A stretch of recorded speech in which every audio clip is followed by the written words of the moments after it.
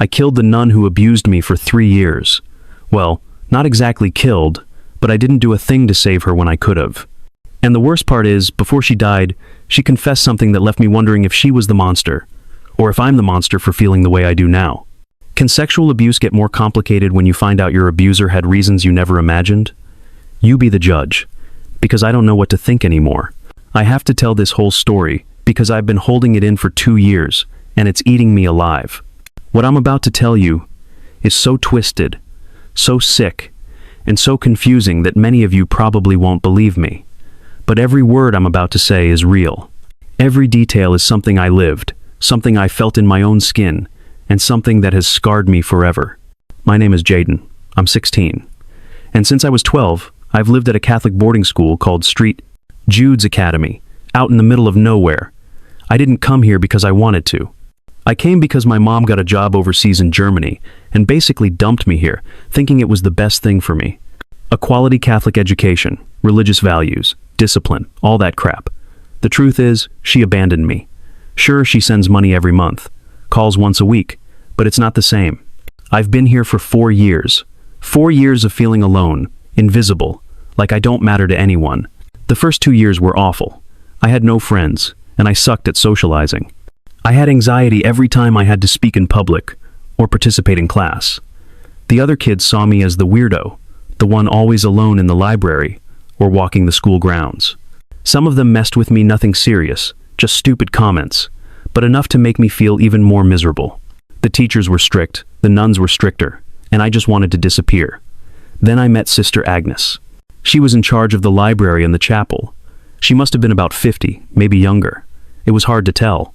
She always wore the full black and white habit, with that serene face nuns have, as if nothing in the outside world could touch them. She was kind, quiet, and all the students respected her. She never raised her voice, never punished anyone. She would just look at you with these piercing gray eyes, and you knew you'd done something wrong. I started spending a lot of time in the library, because it was the only place I felt at peace. I read everything I could find, novels, encyclopedias, anything to stop thinking about how lonely I was. And Sister Agnes started to notice me. At first, she just recommended books, asked what I was reading, how my classes were going, normal conversations, nothing weird. But then she started asking more personal questions, how I was feeling, if I missed my mom, if I had any friends. And like the lonely idiot I was, I started opening up to her. I told her everything. I told her I felt abandoned, that my mom had basically forgotten about me, that I had no one in the world.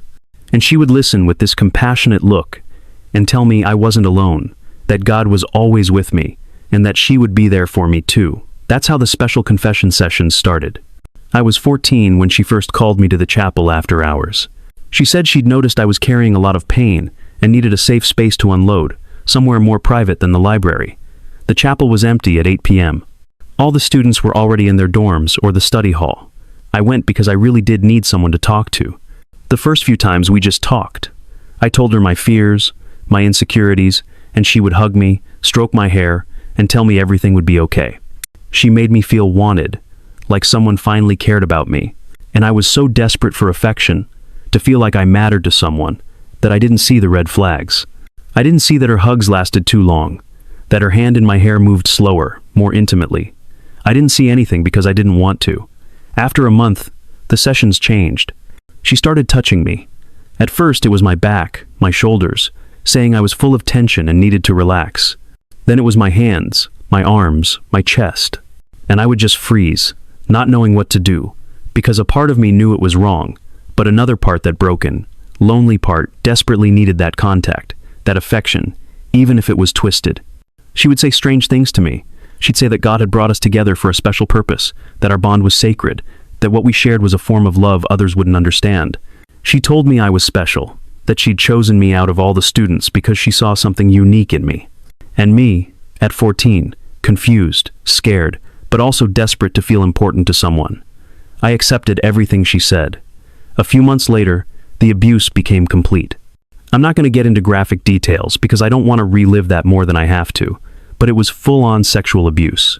And the worst part is that she justified it with religion, with love, with God. She told me our encounters were a spiritual communion, that we were connected in a way that transcended the physical. She had me so manipulated that I started to believe maybe she was right, that maybe what I was feeling was normal, that maybe I loved her in some way. This went on for almost 3 years. 3 years where I lived in a total haze, feeling guilty, dirty, but unable to pull away because she was all I had. I didn't have friends, no family nearby, no one but her, and she knew it. She knew exactly how to keep me trapped. But 6 months ago, everything changed. One day, I was waiting in the hall outside the principal's office because I'd been called in about my grades. The secretary got up to use the restroom and left me alone. The door to the records office was slightly ajar, and for some reason, my curiosity got the better of me. I slipped inside and started looking through the shelves. I don't know what I was looking for. Maybe something about my own file. Maybe I just wanted to snoop. Then I found an old box with a label that read, Personnel, Sister Agnes, Sullivan, 1995. I opened it. Inside were documents, photos, letters, and among them, I found a birth certificate for a baby boy, born the 12th of March 1995. The mother, Anne Sullivan, single, 19 years old. The father, unknown. And there was a handwritten note attached. Given for adoption. Miller family, Chicago. I froze. Sister Agnes had a son she gave up for adoption before joining the convent. Why did no one know this? Why was it hidden in the archives? I looked through more documents. There were letters written by her, addressed to my son, but never sent. Letters full of pain, regret, and guilt. They said things like, "Forgive me for abandoning you. I never should have let you go. I pray every day that you are well." And in one of the last letters, dated 5 years ago, she wrote something that made me tremble. "I have found a way to be close to you again. God has given me this chance, and I will not waste it." Just then, I heard footsteps and had to run. But I grabbed a photo that was in the box, a blurry picture of a newborn baby. I shoved it in my pocket and tried to act normal, but my mind was racing. What did she mean by be close to you again? Who was she talking about? That night, in our session in the chapel, I looked at her differently. I tried to find answers in her face, in her words, but I found nothing. She was still the same serene, controlled, manipulative woman, but now I had information she didn't know I had. Over the next few weeks, I started digging on my own. I looked up information on adoptions, on the last name Miller in Chicago, on anything that could give me a clue. And then, one night, while I was looking through old school records in the library, I found my own admissions file, and there it was. My original birth certificate, before my mom registered me with her last name. I had been born Leo Miller, adopted son of Clara Miller. My adoptive parents, according to the document, had died in a car accident when I was 2, and then my mom, who was a distant cousin of my adoptive father, had taken me in and changed my last name to hers. It all clicked into place in the worst possible way. I was the son Sister Agnes had given up for adoption. She had tracked me down, manipulated everything so I would end up in her boarding school, and had been abusing me, her own son, for 3 years. And in her sick, twisted mind, warped by years of religious guilt and loneliness, she probably believed this was her way of making up for lost time, of having the connection she never had with me. I felt so disgusted I threw up right there in the library. Everything made sense. The looks, the obsession with me, the words about our special bond. It wasn't divine love. It was a messed up mother trying to replace years of absence with something utterly sick. What do you do when you discover something like that? Who do you tell? How do you process that your abuser is your biological mother? Before I could process any of it, something else happened. Sister Agnes started to look sick. She lost weight rapidly, coughed constantly, and looked pale and weak. Rumors started to fly around the school. Some said she was ill, others that she was just stressed. But I knew it was something serious. One day, 2 months ago, I was called to the school's infirmary. Sister Agnes was there, in a bed, hooked up to an IV, breathing with difficulty.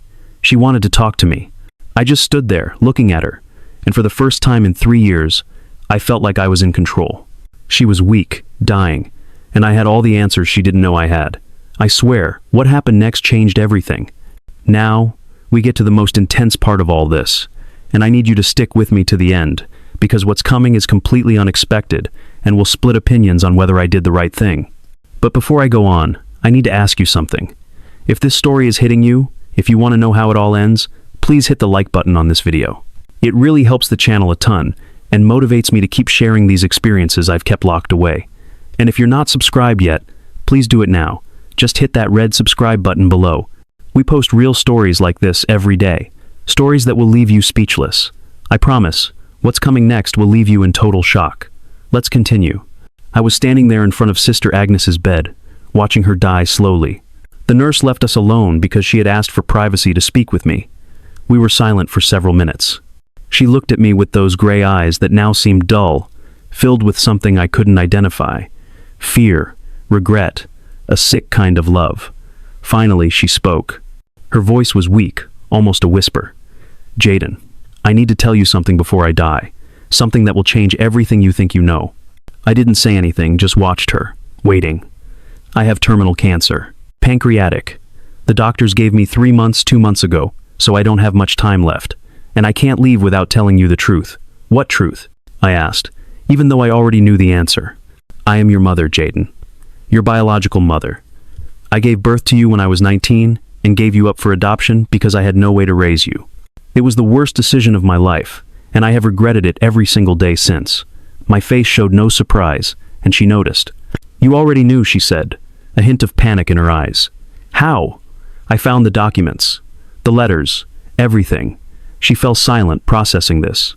Then she continued, tears starting to stream down her cheeks. When I decided to join the order, it was because I thought God would forgive my sin, but I could never forget you. I spent years searching for you, tracking adoptions, until I finally found you.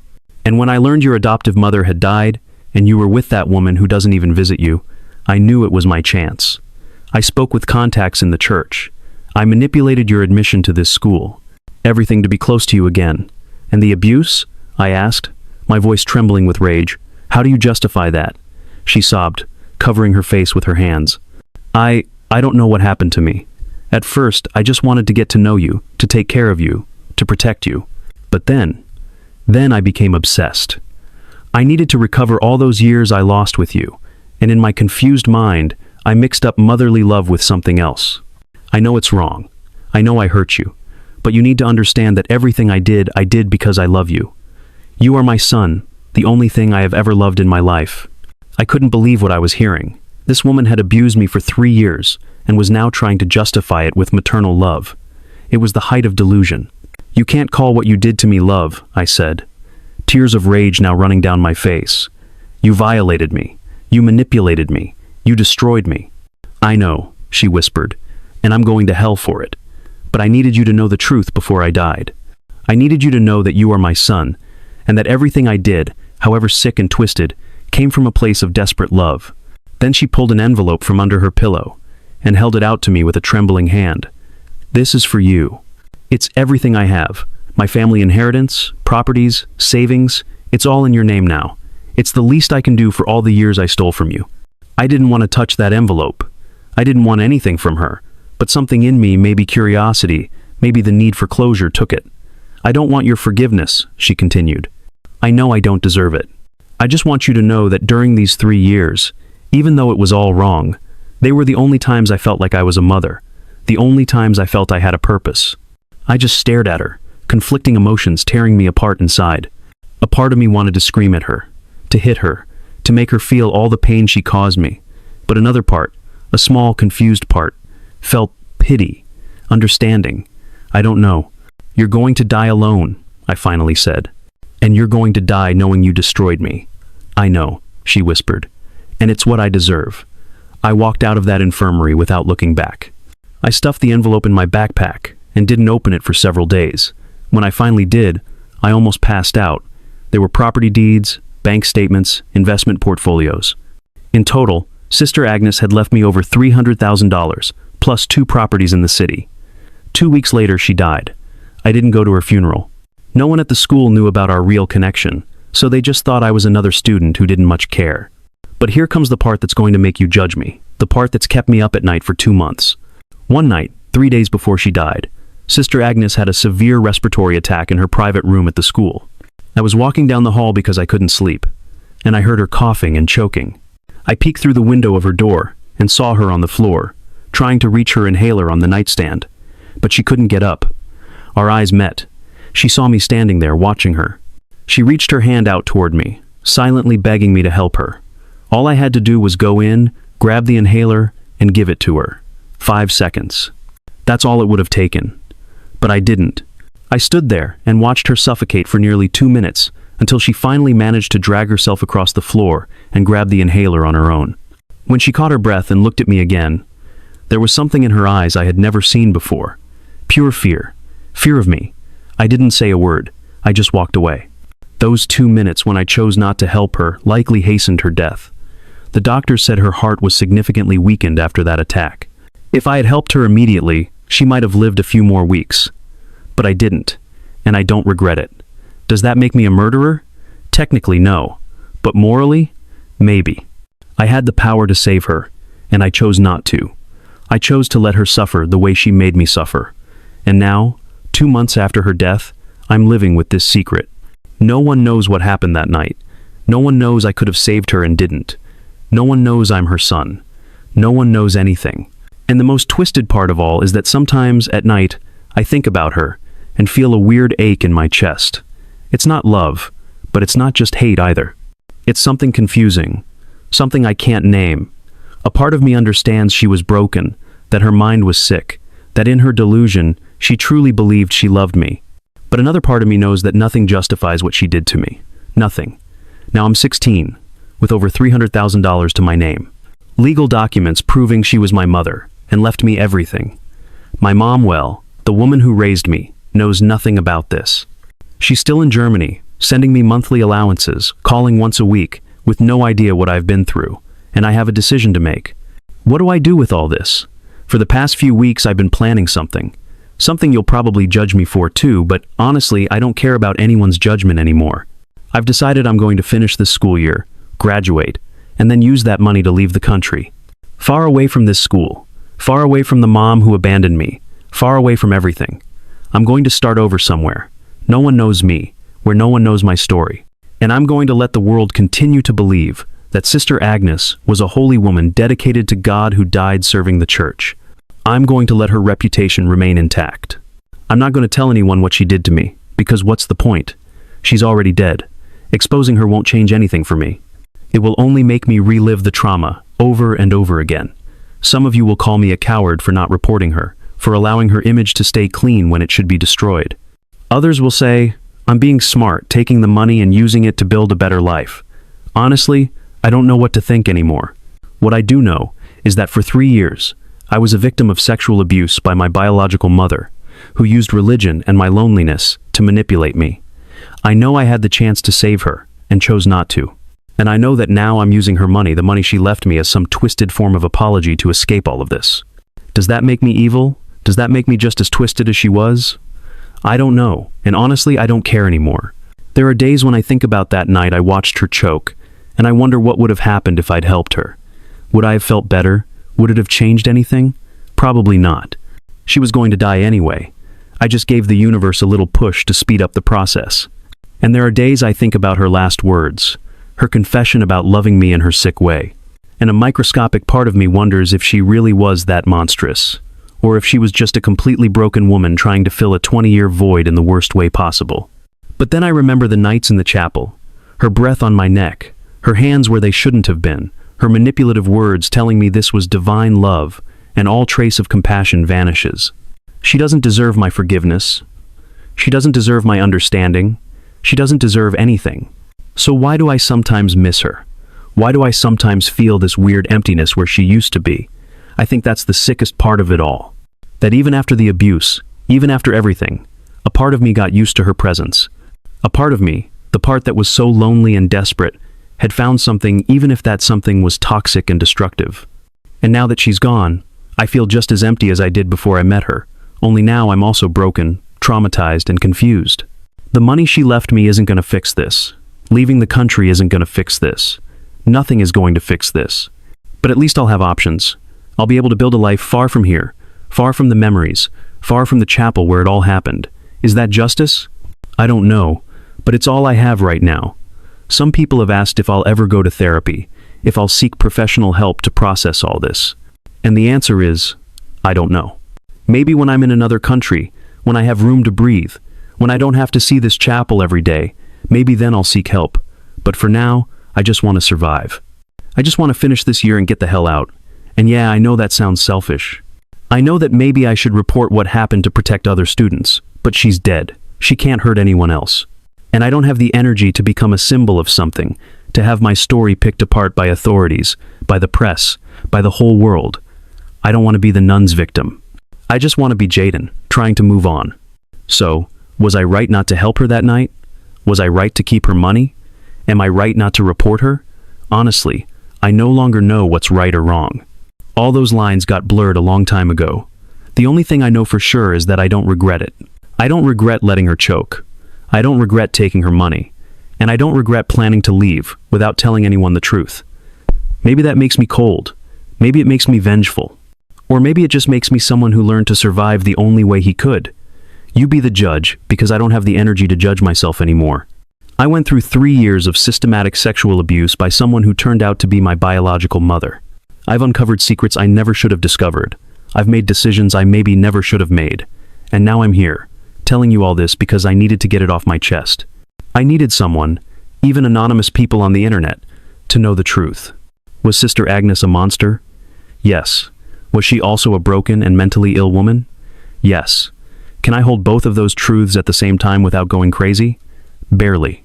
The hardest part of all this has been accepting that people aren't simply good or bad. They're complicated. And sometimes the most harmful people are also the ones with their own stories of pain that they never healed. But that doesn't excuse them. That doesn't erase the damage. That doesn't give me back the 3 years of my teens that she stole from me. So, yes, I'm taking the money. I'm going to use it to build a better life. And I'm going to let the world remember her as the sainted Sister Agnes who dedicated her life to God. Because her real story, the story of what she really was, that story dies with me, unless you share it. Unless this story reaches more people, and then maybe, in some twisted way, she'll be exposed anyway, but not by me, by all of you. And there's one more thing I need to say before I finish, something that's been rattling around in my head lately. Sometimes I wonder if she really believed what she was doing was love. If, in her broken mind, after years of religious guilt and loneliness, she had truly convinced herself that abusing her own son was some form of maternal connection, and if so, how responsible was she, really, for her actions? And before you attack me, let me be clear. I am not justifying anything. Abuse is abuse, no matter the circumstances. But it makes me think about how many people hurt others because they themselves are completely broken, and either don't know it or can't get help. Sister Agnes never went to therapy. She never processed the trauma of giving up her son for adoption. She never healed that wound. And so, when she found me, all that infected wound exploded in the worst possible way. Does that make her less guilty? No. But it helps me understand that the cycle of damage is real. And it makes me afraid of becoming someone like her, of carrying this unprocessed trauma, and one day hurting someone else without even realizing it. That's why, maybe I will seek therapy someday. Not to forgive her, not to magically heal, but to make sure this cycle ends with me, to make sure I never become someone who hurts others because I'm broken inside. That is my real takeaway from all this. It's not about revenge. It's not about justice. It's about breaking cycles. It's about recognizing when you're damaged and seeking help before you damage others. And yes, it's ironic, coming from someone who let another person die. I know. But I said I don't regret it, and I don't. She had decades to seek help, and chose not to. She chose the most destructive path possible, and the consequences of those choices eventually caught up to her. I'm 16. I still have time to choose a different path. I still have time to not become her, and that's going to be my way of winning.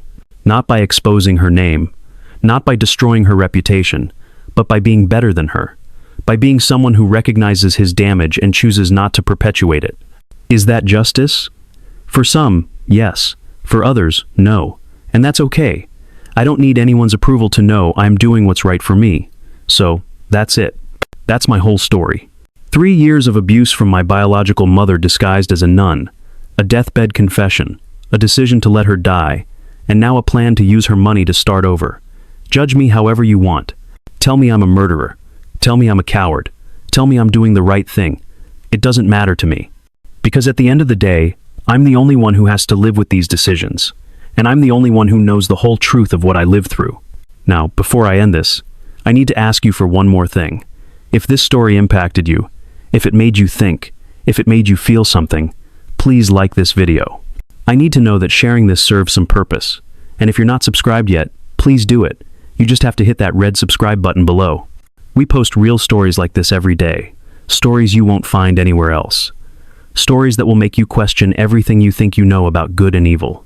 And if you have a similar story, or if you've lived through something that has marked you, and you need to get it out, leave it in the comments. I read everything, and maybe if your story is impactful enough, we'll make a video about it. Because this is a community. A community of people who have been through hard things, and need a space to share them without being judged. I know this video has been long. Forgive me if I bored you, or if it was too intense, but these stories have to be told in full.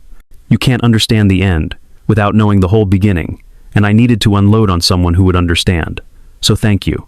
Thank you for staying until the end. Thank you for listening to my story without judging me.